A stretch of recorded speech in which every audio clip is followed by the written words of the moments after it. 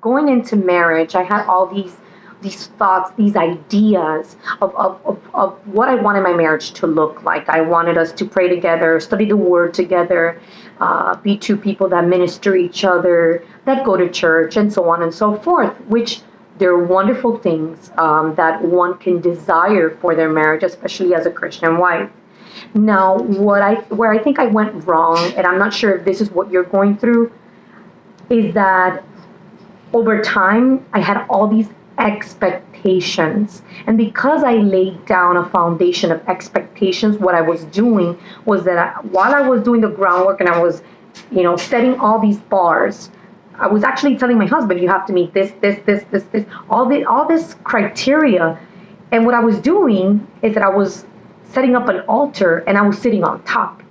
And I was looking down and saying, you're not meeting this, you're not meeting this, you're not meeting this. And why am I doing it and you're not?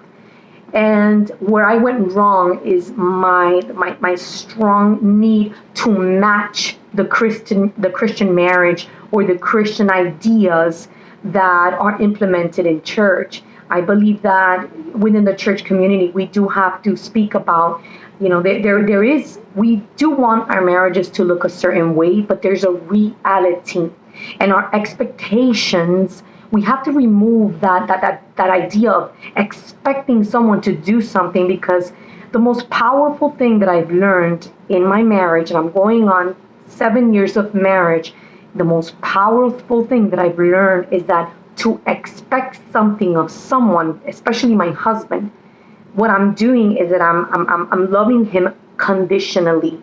I'm setting up conditions, and this applies to whether it's your husband or your kids. When you have all these expectations for your kids, and you're basically, what you're doing is you're loving conditionally. You're saying, if you do this well, then I'll reward you. If you do this well, then I'll love you. If you do this exactly how I tell you and you're obedient, I'm not going to be mad at you. And we love our the way that we love and the way that we care for other people it's not what God wants us to do. God wants us to love others unconditionally, which is why he encourages us to love others as we love ourselves.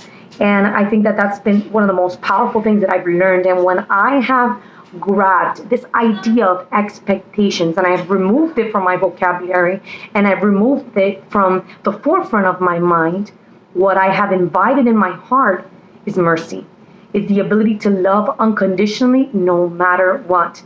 And I think that that is exactly what God wants us to do. God wants us to remove all these set of expectations, not only for our husband, but for our children, and to be able to love unconditionally.